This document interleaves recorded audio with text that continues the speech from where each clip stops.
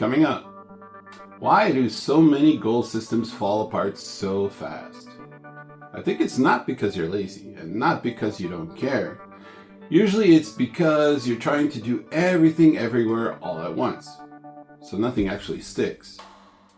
And also, kind of a small detail, your brain quietly turns every simple plan into something that feels like a life evaluation, which is not ideal. So in this video, we're going to simplify that. Not your whole life. We're not doing a full system reboot on a Tuesday, just one system. How to take action without your brain making it way harder than it needs to be.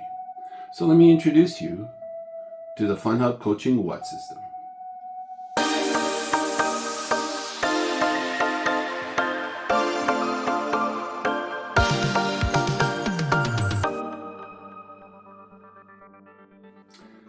FunHob, because what's a Google or a YouTube but a play on words anyway. I'm Mark, and I'll be your tour guide through this psychological funhouse. A lot of time when people say I need to get my life together, what they actually mean is that they have 42 different things going on in their brain. One of them's playing music and they don't know which one. And somehow all 42 feel urgent because suddenly it's everything at the same time. Your health, your sleep, your money, your work, your future, your habits, your goals, and your personality. And somehow your brain is like, let's also rethink our entire wardrobe today. So what happens? You don't start, or you do something almost helpful. You reorganize your desk or clean something aggressively. You Google something extremely important like, do penguins have knees? And spoiler alert, they do, which is great for them. But it's still not helping your life. And then one more thing, and then 5 more things, and now you're deep into something completely unrelated. And again, this is not laziness.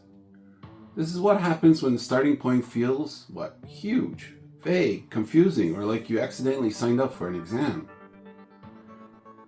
It sucks. Now, most systems accidentally make this worse because they start with a blanket statement like, what do you want to achieve? And that sounds productive until your brain hears, oh, okay, so now we are evaluating our entire life. Cool. Let me just emotionally shut down for a second. Because now it's not a task anymore. It's, am I behind? Am I doing enough? Is this the right thing? What if I choose wrong? And why does everyone else look more put together than me?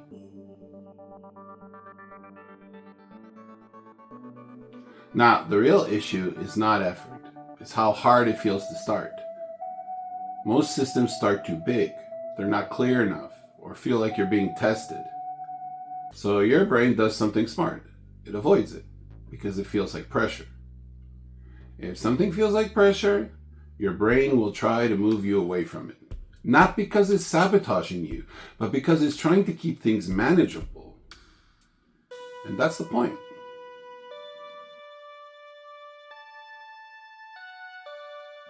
Now let me give you an example. You sit down and think, okay, all right, I'm going to be productive today. And your brain goes, perfect. Now let's begin with everything. So you open your laptop, you open 6 tabs, then 12 more, and now your computer sounds like it's preparing for takeoff.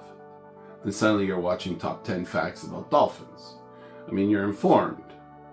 And now you know way too much about dolphins. But you're still not very productive.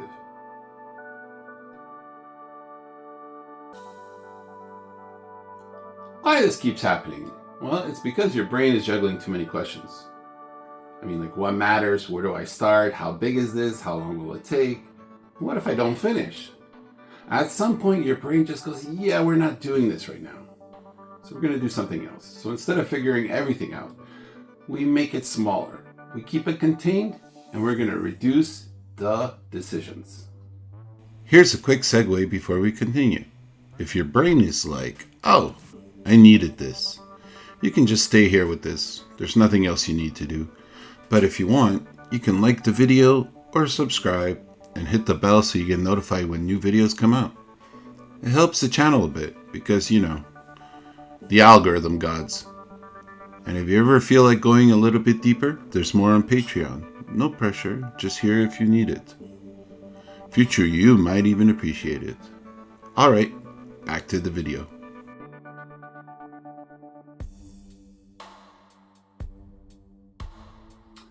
Now let's introduce something simple. Not complicated, not heavy, just structured enough to help you start.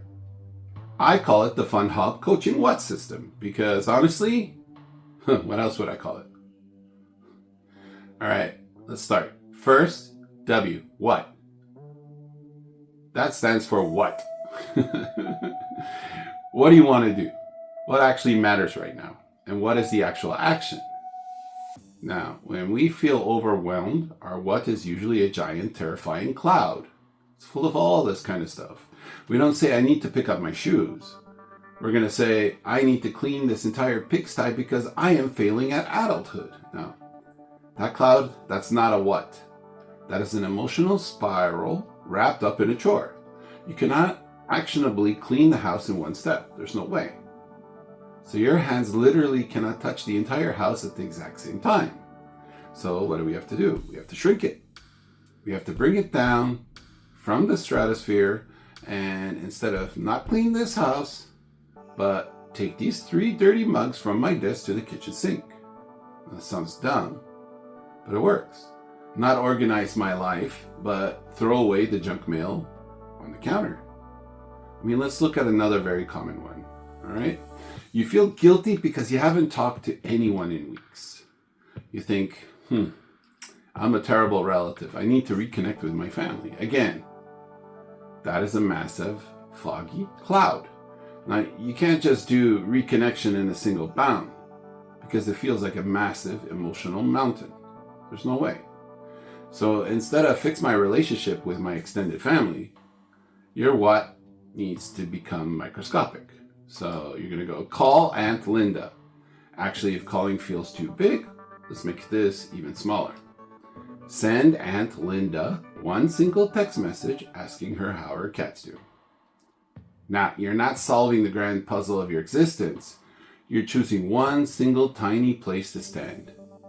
If your what feels like it requires a cinematic training montage just to begin, it's way too big. You got to shrink it again. And you keep shrinking it until it stops scaring you. Now, the second letter. The H, which is how. How would you like to do it? Now, this is the part where perfectionists, they completely derail themselves. I mean, we convince ourselves that if we aren't doing the task perfectly, there's no point in doing it at all. Now, if you want to clean that kitchen counter, your brain immediately hands you kind of a dumb, ridiculous checklist, right? It says, you need the heavy-duty lemon-scented organic spray. You need the pristine microfiber cloths.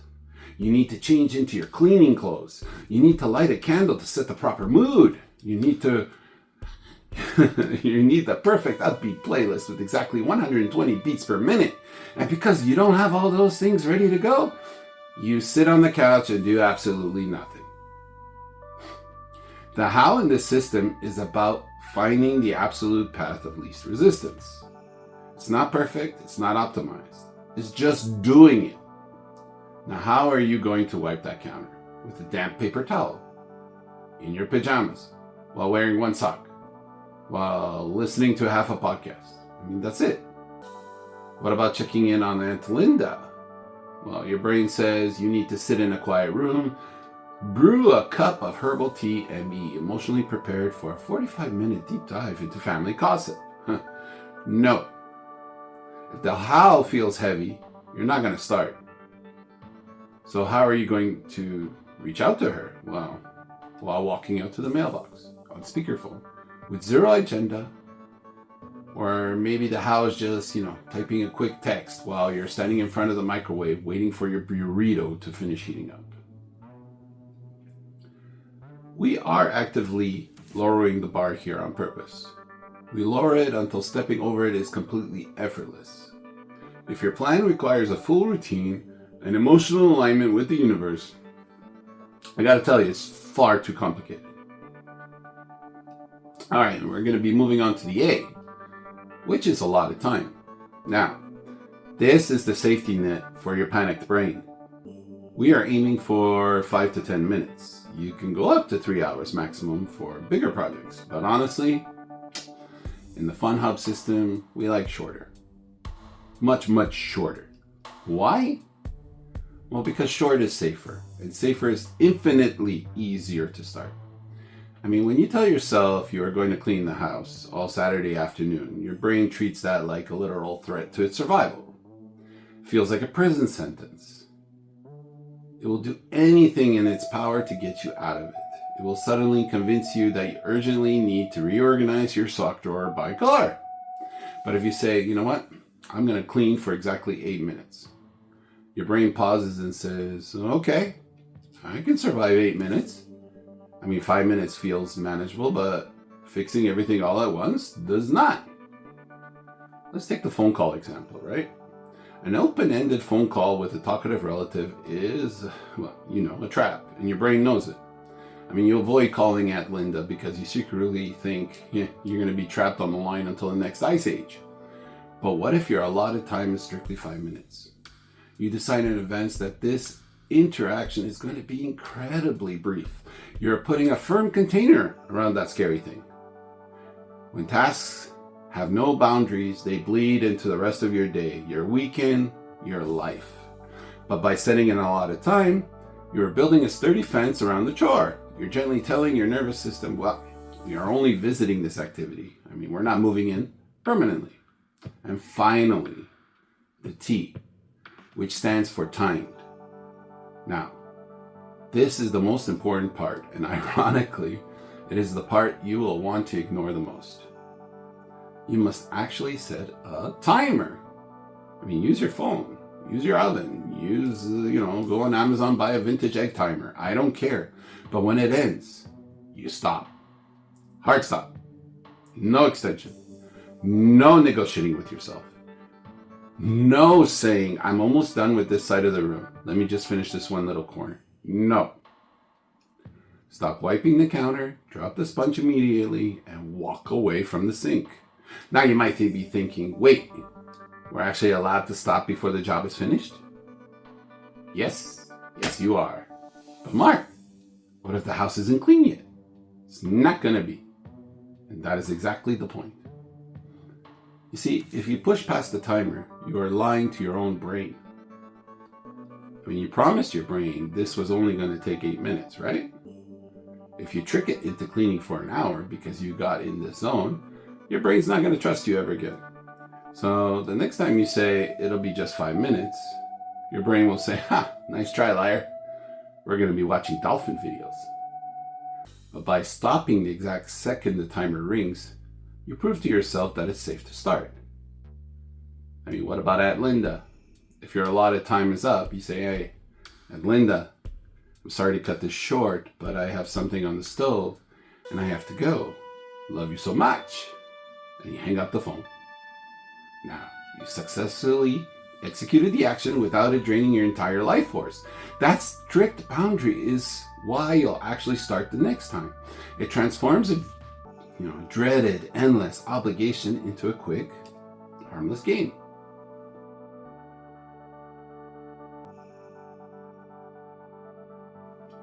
Now let me give you another example. Let me show you what else this looks like in real life.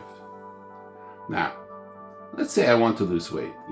That's the cloud version. So I'm going to bring it down. My what? I'm going to walk 8,000 steps today. Not 20,000, not get in shape, just 8,000. How? I'll be using a walking treadmill. And I'm going to watch something I actually enjoy, like a comedy, documentary, or a mockumentary. Something I'd watch anyways. Time. Well, I'm going to give myself about an hour. I'm going to break it up or do it all at once. It doesn't have to be perfect. And when that hour is, it's timed. When that hour is done, I'm going to stop. And over time, 8,000 steps will become 10,000, then maybe 12,000. It's not forced, it's not rushed, but I'm building it naturally.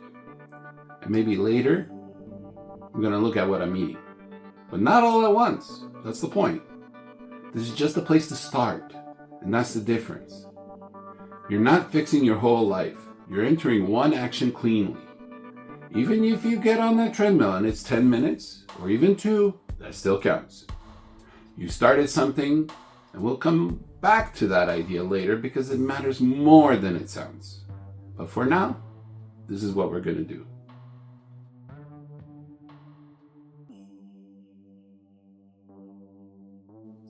So here's the shift. This is not productivity, not discipline, and not performance. It's a way to start gently, reduce resistance, and build trust with yourself. That's it. So if you want to try this, don't overthink it. What matters right now, what's one action? How do I want to do it? For how long? And you set a timer. That's it. You're not becoming someone else. You're learning how to choose one thing, enter it gently, and leave it without pressure. That still counts. Even if it's small, even if it's simple, it still counts. If this feels like something you've been needing, you can stick around here. Just don't forget to like the video and subscribe and hit that bell for notifications. You'd be doing me a solid by helping me out and helping out the channel because, algorithms. And if you ever want to go a little bit deeper, there's more on Patreon. There's no pressure, it's just there when you need it. A big thank you again for watching, and see you next time.